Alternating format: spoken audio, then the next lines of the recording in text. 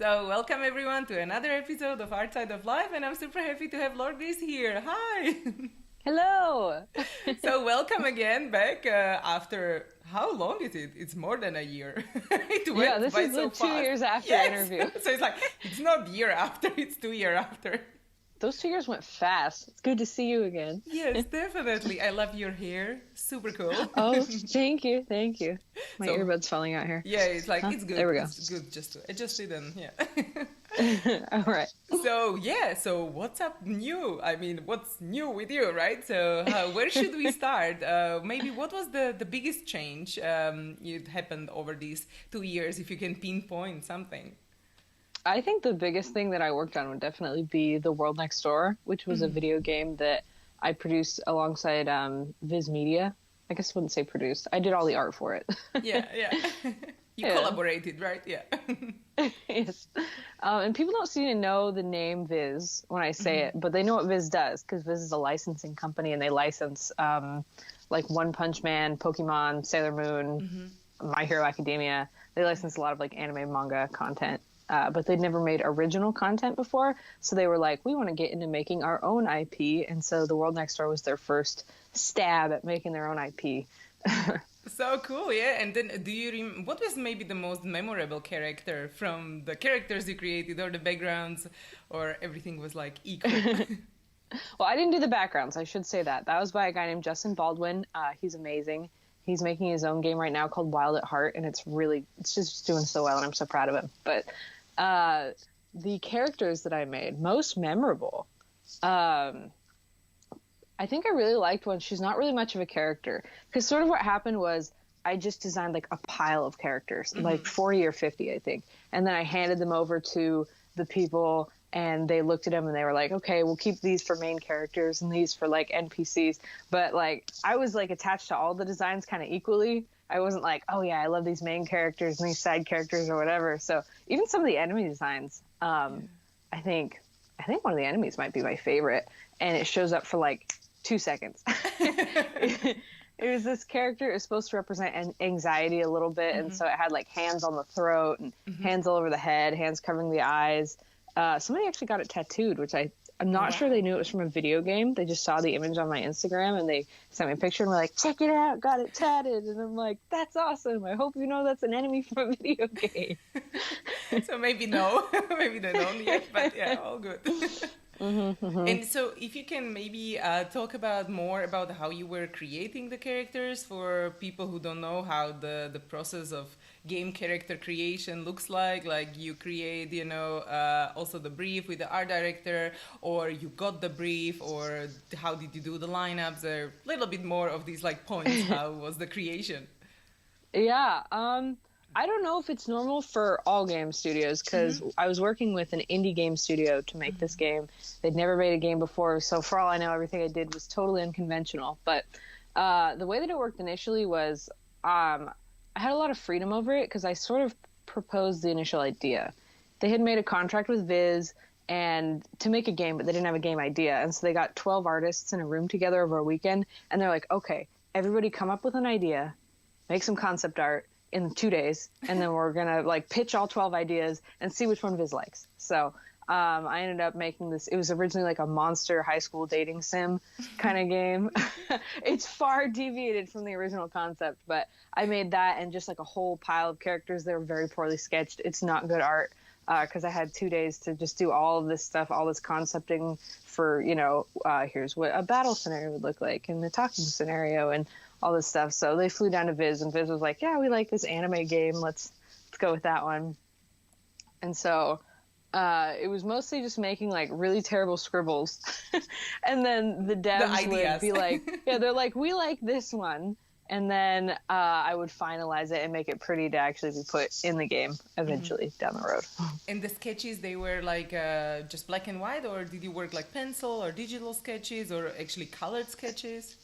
It was digital sketches, and it had to be colored, because color was like really important, I think, especially going for like the monster aesthetic, like picking who's going to be in the cast. A lot of it was like, do we have similar color palettes happening here, I think we ended up deciding there was too much purple, and we had to change some people's colors to like get rid of some of the purple. Yeah. So did you and other things So you work like bad characters, good characters, and these type of like color coding, or not so much in that way? We had mostly just like boss concepts, enemy concepts, and then everybody else. Just all the monster characters, and then they kind of picked from those designs, oh, this guy's a good guy, and this guy's going to be a bad guy, and all that. Boy, this is not staying in. Okay. I have tiny little eardrums. They don't like earbuds very much. You need to have a specialized headphones.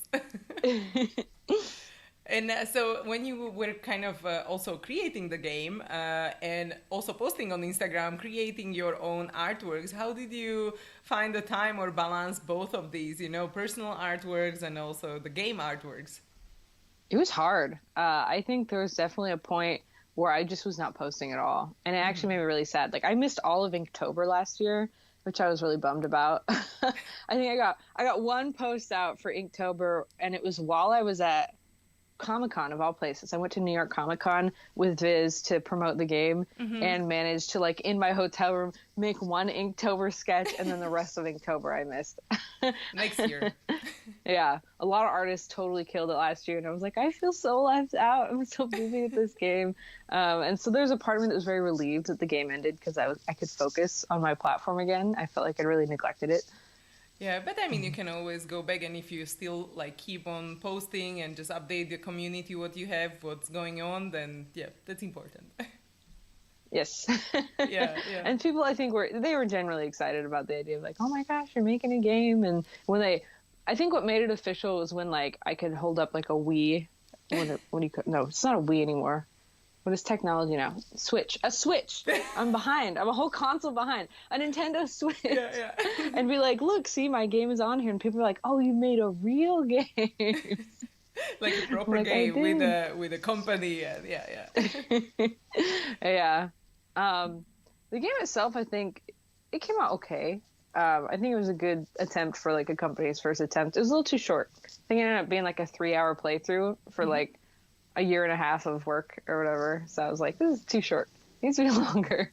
Yeah, because I'm not such a big gamer, so that's why I'm asking all of these questions as well, because I don't know if 3 hours it's a good length or not, but I am always interested in the character design and the environment. Like, if it is designed nicely, then I'm like, okay, I can play this game, but... Yeah, you know, I'm very happy. I've read a lot of reviews of it, and a lot of people do say this game's way too short. There's not enough content, but it's very pretty. Yes. Like, I love the character art, and I'm like, oh, all right. I feel like at least I did my part well, and that's like the best I could ask for. Yeah, that I can play that game. Yeah, when it's pretty, then that is good. And what about now then? Are you focusing on a gallery work, or like specialized prints, or licensing, or what is your main focus now with your art? Mainly, I've just been plugging into my Instagram and slowly working on making more physical paintings, because end goal is that I want to be like full-time painter. Okay. I'm not at that point yet, because I can make like maybe a painting a month and, you know, sell it for, you know, enough to cover my phone bill or something. No, it's more than that, but not enough to like live off of. So. Yeah. And do you want to focus with acrylics or oils, or which medium do you want to focus on in the future? I've only ever used acrylics. I just tried oils the other day, actually. I wish I had this panel. It looks really bad. It's like a child's crayon drawing. And I don't understand. I don't understand how people do oil paints. It drives me up the wall. It takes so long to dry. I keep smudging it with like the side of my hand. Just like, it's infuriating. But it's more fancy. You know, like galleries like it. Yeah, and I think people get the kind of effect I'm going for more with oils. And so I'm like, I think I need to buckle down and learn this. But for now, all I know how to do is acrylics, and it's what I'm working with. Yeah. I want to learn more about oils as well, because I like the 3D fancy feel, and actually how they're blending together. I feel like that's nicer than acrylics, because acrylics you have to be really fast. Like, okay, I have to solve this out. Like, how this will work. Yeah, the magic, the secret ingredient is this stuff called satin glazing liquid. It's supposed to be for adding a glaze over your painting, but if you mix it in with your acrylics, it makes them dry a lot slower. So that is my trade secret. Then I need to try it. I have a little more time to get everything blended together. And it's like $6 for a bottle that's going to last me a year. So. Ah, good. Yeah. So that's manageable. And do you mix your colors before, as like creating the color palettes now? Also, when you're creating the acrylic paintings, or like do you like, okay, this will work better afterwards, or do you sketch it digitally before you go to traditional? Actually. I sketch it digitally. Actually, hang on. I have one like right here that I'm about to get started on. I have it because I was just about to transfer it to the canvas. So it's a digital sketch. I've printed it out. This one's a commission for somebody. So it's some girl with a dragon on her head. Oh, but nice. I sketched the whole thing out digitally, very roughly. I mean, you can see the hand down there. Yeah. This is like the level of quality, if less so, that I handed to people for the game. Like, it was super scribbly like that. So I sketch it out digitally, and then I'll transfer it onto the canvas and then paint it so that I have the whole layout and the color palette planned out ahead of time. Ah, so this will be that size, right? How you printed, like 2 A4s. Yes. Yeah, that one's 11 by 14. So. Yeah. And I should know that, like, convention speak. A4, A2, I don't know it. I think that's A3. It looks like A3, right? Yeah. And so how do you translate it now? How do you go about, like, translating this digital sketch? Do you just have it next to you and then you sketch it with pencil on canvas and then you start translating? Or do you have some awesome tips how to do it, like, efficiently and awesome? I am about to try something that I've never done before, but I hope that it works. I've seen a different artist do it. You cover the whole back with graphite, and then you lay this down on the canvas, and you like trace over the line work so it makes the graphite create the line work on the panel. Yeah. I used to, up until now, I've just winged it, and I've just resketched it on the panel, but I've been like unhappy because I'm like, this didn't come out like the sketch that I handed the person, and I'm worried that they're disappointed that they're not getting quite what I sketched out. So I'm trying it this way now. Yeah, but it sounds like it will work. Yeah. Or at the end, you can do holes with a pencil, through the paper. Like, well, that would destroy the print, but that might work as well. My studio mate is smart, and he just uses a projector and just project it onto the canvas. I don't have his fancy equipment, so we're doing it old school. Yeah, because then that's how muralists basically work, right? When they use usually the projectors, like a lot of them. Some of them winged it, but not everyone. I'm like, how can they be up that close and they get their proportions right? Because even if I'm holding my sketchbook like a little bit angled, all of a sudden you like bring it straight up and you're like, oh God, what happened? You're like, what? Like the head is like super huge because you didn't realize you were working on a perspective. And I've been like, how do muralists do this? It's been blowing my mind. So now I know. You've answered my question. Yeah, the projector, a lot of them, yeah. But some of them are amazing that they can do it, like just, so not generalizing. But yeah, and then you mentioned also that some galleries, you had some artworks in galleries. So how did that happen? How did you choose the galleries? Well, I didn't choose them, actually. Currently, I've been in a gallery called Haven Gallery. It's on Long Island. And it's had a lot of my favorite artists show there, which I'm really excited about. It had like Camilla de Errico and Audra Auclair, Miho Hirano. So I'm just like, oh my gosh, I'm showing in a space with all of my heroes right now. I feel unworthy. It was really random. There's a thing in my city at a local gallery called Nucleus Portland. They do a drink and draw every Wednesday. You can come to their gallery. You can draw with other people. They got tables with the butcher paper so you can do little crayon doodles. And I had a painting I was working on, and I brought it in to finish it up while I was there. And the gallery owners were like, this is so cool. Can we film this and put it on our Instagram? And I was like, yeah, sure, go ahead. So they filmed a little video of me working on it and like posted it on their Instagram. And Haven Gallery saw that because the galleries are connected. And so she messaged me and she's like, hey, I don't usually reach out to like new artists, but like I saw that painting and it blew my mind. And like, would you be interested in showing our gallery? And I was like, oh my gosh. Oh, that's so cool. I was so nervous about that because I knew that like some amazing artists were going to be in the show with me. I did a group show called Her Majesty. It was themed around women of power and history. I think Mab Graves was going to be in that show, Kellogg's Loops. Have you ever interviewed him? Yes. Kellogg's Loops? Yeah. So he was in that show. And I was just like, I'm going to make this painting and it's going to go in here and it's going to be the worst painting of the bunch. Everyone's going to be like, who let this girl in here? I was like, it's not going to sell, the lady's going to regret ever asking me to do this. Oh, no. Like, I was so nervous. And it made my day when, like, the day of the opening of the show, I get a message on my Instagram from someone being like, the minute I saw this, I had to buy it. And so he, like, bought it opening night. And I was like, oh, my gosh. Oh, that's so nice. So, yeah, you had one painting with them? Yes, one painting with them. And which one did you have? It is... Oh, hang on. I got a print of it. Cool. This is a very small version of it. It was a very large painting. It was titled Water from the Underworld.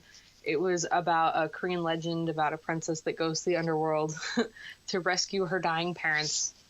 Oh, so how did you choose this legend? Did you know about it or did you research it? I didn't know about it. The theme was open to like real women in history or like legend, and I wanted to do something that had really bright colors. And so I was like, if I do legend, it's a little more open to interpretation. I'm not very good at making my art look like real people, so I was like, I don't want to draw a real person and have people like, that looks nothing like them. Like, oh god, I'm sorry. Like, that's not her.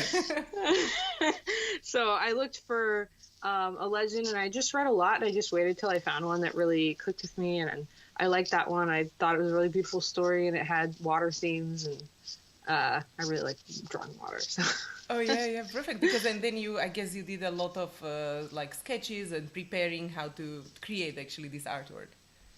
Yes, I made a sketch. This looks nothing like it. It was definitely one of those times that like you get like you have an idea in your head and then you start making it and it's just not working, and you're like, I just need to let this painting happen.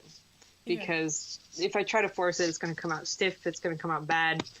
It's going to be like the fact that Ron and Hermione ended up in the Harry Potter series together, and it never should have happened, you know? So what type of sketches did you do when you were like planning this painting? Was it like always like a frontal view, or was it more like something with hands, or how was the process of deciding, okay, this is how she's going to look? Oh yeah, you can see here it's like a pretty front-on piece. Initially, I think her head was more tilted, and she did have a hand, and her shirt was pink, and her hair was a lot more green. There was just a lot about it that somehow we ended up with something very, very different than what I sketched. I think I was running out of time, actually, and that's why I dropped the hand. I was like, the hand's going to take me forever to paint, and I had a very limited amount of time. Like, I made the whole painting in a couple days. Oh, wow. Yeah. I was just like, I got to get this sent out for the show. I got to go. Because this was something I did while I was working on the game. So, you know, I had the same amount of, like, workload, but I'm like, I got to get this painting out. So I did that. And so how big was it?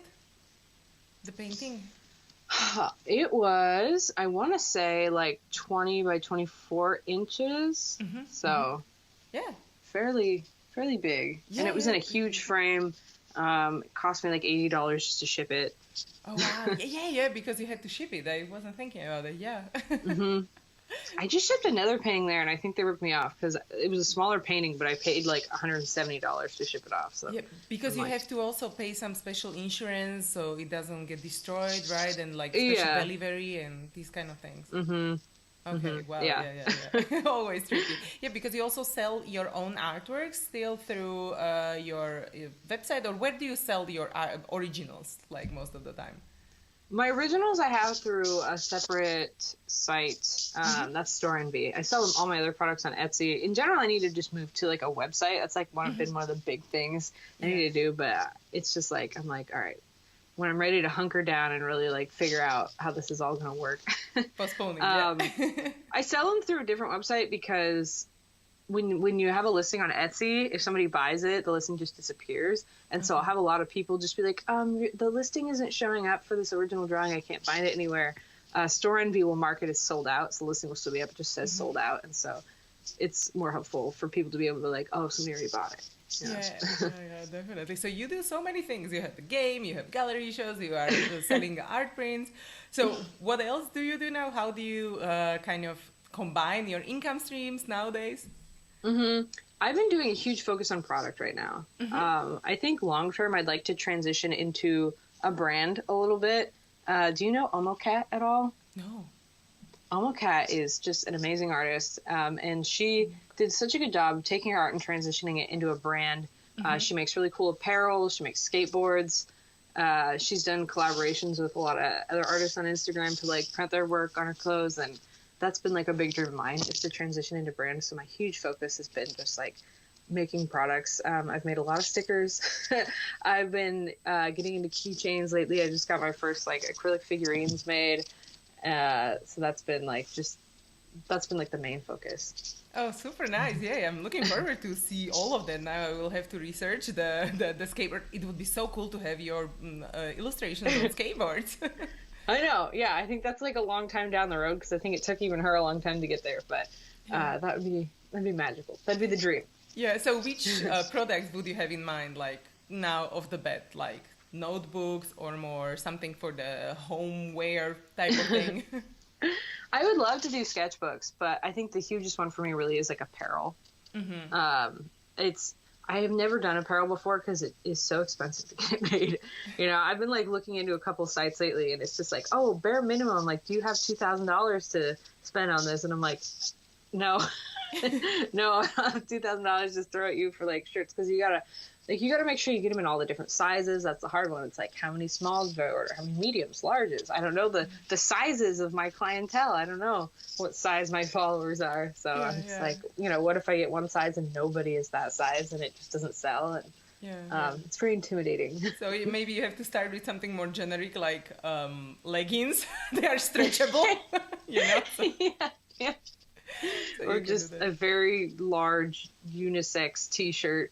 Just one size fits all. Yeah, something like that. Or you can do some collaborations. Are you also looking into the collaborations with some other brands which are already making something like, I don't know, hair accessories or some clothing pieces?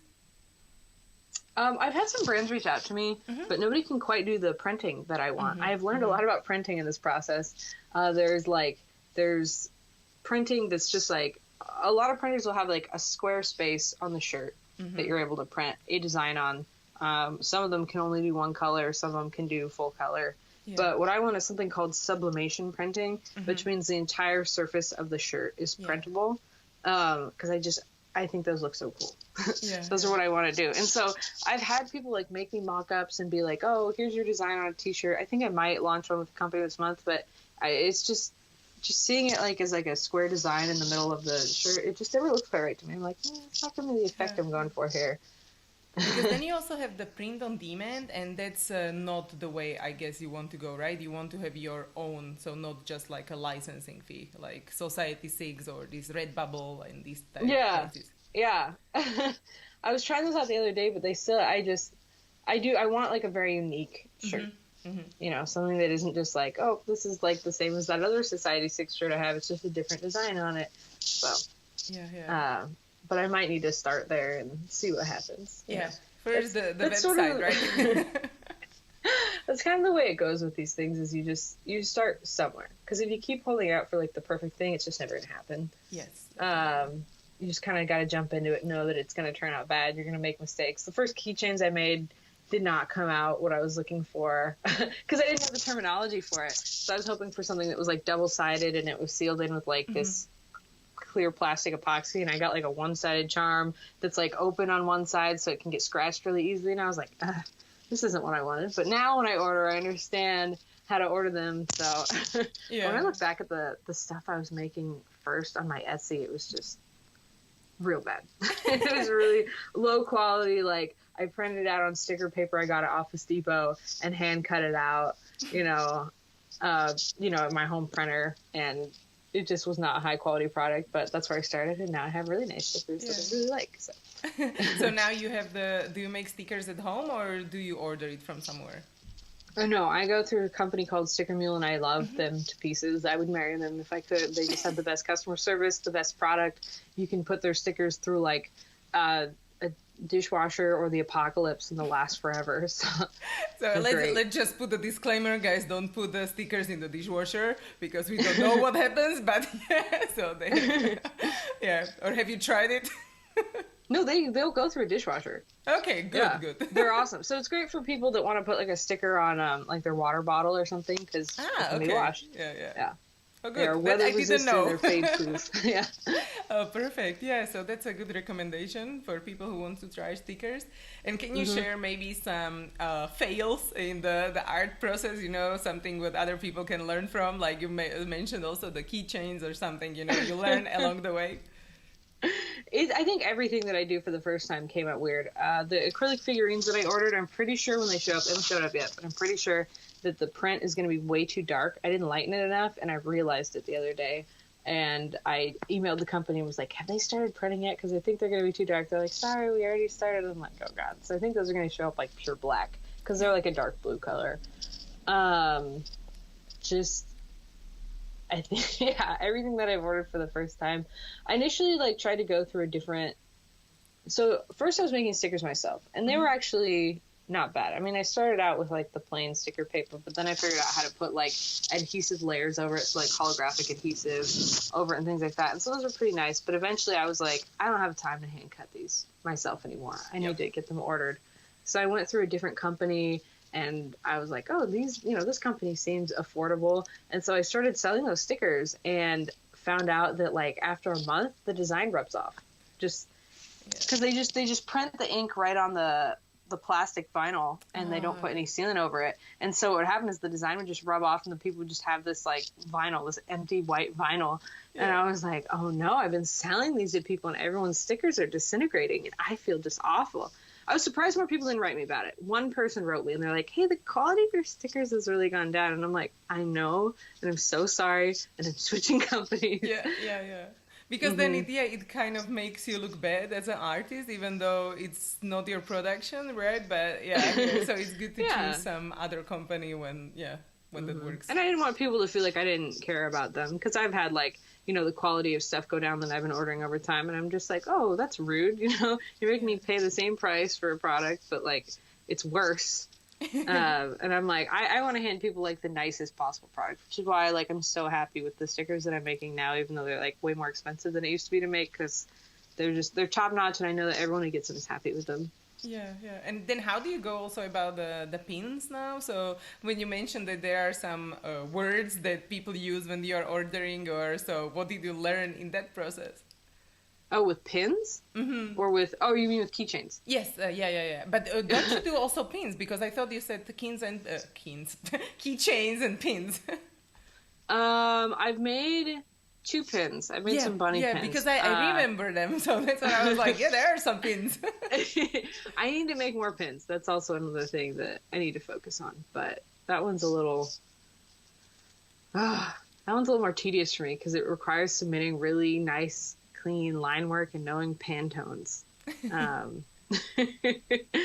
That's I don't like doing line work very much. I'm not a line work artist, and so it's very stressful for me to just be like, this needs to be perfect or it's not going to print properly.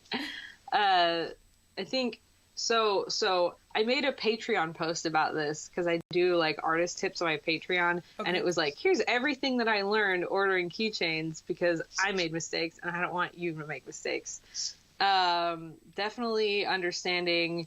The big one is understanding what epoxy is. Mm-hmm. That's the one. Because what you're going to get if you don't order epoxy is you're just going to get a keychain that's flat on both sides. Okay. The way that keychains work is they laser cut out a piece of acrylic, and then they'll print your design on the back so that through the acrylic you can see the design. So if you get single-sided, it's going to be white on the back, and then you'll be able to see the design through the acrylic, but it's totally open on the back. And so having a keychain like that, it's just the ink's going to get scratched off. It's going to be like a scratch it ticket. It's just going to come right off. And it's just, maybe that's a new project. It drives me nuts. Like a scratchy keychain, yeah. Yeah.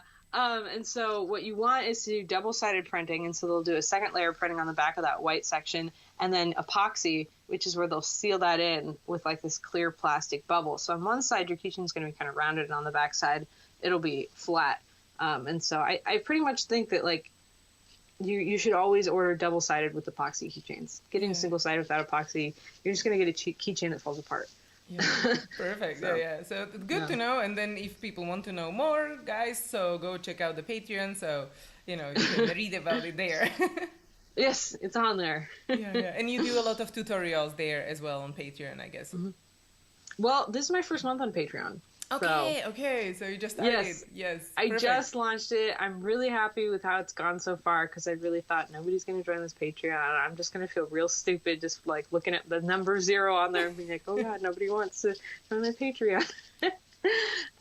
So I'm so excited. I'm so over the moon about it. I have these like, there's like a tier for mailing out these fancy little postcards, and I've just been like making them super pretty with lots of washi tape and just as many things. I've been like throwing extra stuff in there because I'm just so excited to have my first patrons ever. So the focus isn't super on tutorials. Like I'm going to say her name wrong. It looks like Ladowska, but I don't think that's how you say it. Yeah. Asha Ladowska. Yeah. She makes so many tutorials. She's so amazing. She's just like a workhorse. She's a champion. Yeah, she doesn't sleep though, you know. Yeah, I get the feeling that she doesn't sleep because I look at everything she's doing and I'm like, girl, I don't know how you do it. You're blowing my mind. You're killing it. You're amazing. I don't have that stamina. So I was like, the main focus is going to be like this like postcard club of mine. And then I have something called like artist tips. So it's not full tutorials. It's just like little tips. You know, like the other day I did one that was like how to edit. Like when you take a picture with your camera, I do everything with my phone. Yeah. So I'll take a picture for Instagram with my phone, and you're always going to end up with the paper looking kind of yellow and darker than you want. So this was just like tips on how to edit your photos so that you get the bright white paper that you're going for and things like that. Yeah. And it's short and quick. It's like a paragraph, you know. Yeah, it totally makes sense. I mean, I also started Patreon recently, so I'm like, thank you. So yeah, so guys, check out Patreons. Yeah, so I'm also sharing like art tips and like kind of resources, how you can run your artistic career and how you can make a living basically as an artist. But also I'm not focusing on the art tutorials because the focus is also on this podcast, right? And all the other content. Yeah. Oh, congrats on launching your Patreon. That's so cool. I'm so excited for you. You do such cool things. Thank you. You too. So let's just do this. Yes. A little pat on the back here. Yeah, and everyone listening now is like, okay, whatever. Yes, okay. But yeah. So I'm super happy that you are doing so many projects and now also hopefully branch out soon to the apparel. And if you now think about that, the famous question thing, like when everyone likes to know always is like 5 years, 10 years, what is the plan for the future project? See, when I think about this, I'm like, oh God, I'm trying to do 2 things. I really am. One plan is like, I want to be like further along in like a brand. I would like to hire somebody. That would be great. Like somebody that can do the packaging for me and run like customer service for me. Because as an artist, you just do everything. You're like, I'm running my Instagram page, making content for that, making original art to sell. I'm doing customer service. I'm doing the shipping, you know. You're just like, I'm so tired. I'm doing everything. So I'm like, I want to be able to like be doing well enough that I could hire somebody to do that. And then I also want to be painting like all the time. So I'm just like, that's 2 different things. But when I think about it, okay, Camilla de Erico does this. I don't know if you know her, but she's an amazing painter. You ever interviewed her? She'd be great. So she'd be wonderful. I'd love that. Yeah, because she makes her paintings and then she makes them into clothing. She makes these beautiful like antique plates with her art on it. Like, and so she does both. And I'm like, maybe that's where I'm going. It's probably where I'm going. Oh, good. So that will be the plan for the future. Yes. Nice. Yes, and I'm just excited about it. I always feel very privileged that I get to be an artist at all. I think it was such a lucky thing for me. And I'm not someone who ever thought that it was going to happen. So I just wake up every day and I'm like, I'm very grateful for where I'm at. Yeah, super nice. And maybe you can remind people, if they haven't seen the first interview, how many years did it take you from like start to where you are now, and kind of which were the biggest transition points for you? It's interesting to think about. I don't know the exact answer to how many years, but I went to an art college for like a year, and then I dropped out and said I quit art forever because a lot of my professors were very discouraging and were like, you're wasting everyone's time being here. And I'm like, okay, guess I'll leave. And so for many years after that, because I must have been 19 when I dropped out, I think I didn't draw again until I was 24. So that was like 5 years of my life that I just missed. And sometimes I'm kicking myself for it. I feel behind because I see all these like kids up and coming, just doing amazing art. And I'm like, dang, I missed 5 years of growth because I quit art for a while. But, you know, I'm happy to be where I'm at all. So I think around 24, after doing a bunch of failed other projects, including trying to write a book and trying to have a fashion blog and trying to do a bunch of other things, I was like, maybe I can try this art thing. Maybe I'll start drawing again and I'll just draw every day and see what happens. That was the first time in my life I ever drew every day. And so I started doing that. And that was 3 years ago this month. Oh, so wow. Congratulations. I am now on my 3rd year of being an artist, and I'm very happy with it. Yeah. So congratulations on everything, what you achieved. And I'm super happy that you shared some of your story with us. And so good luck with everything in the future. And let's do a check-in again, maybe next year or in 2 years. Yeah, maybe like, 2 years. Yeah, like maybe I'll have some clothing in 2 years. Yeah. I'll show up just wearing my own t-shirt, being like, what's up? How's it going? That would be cool, though.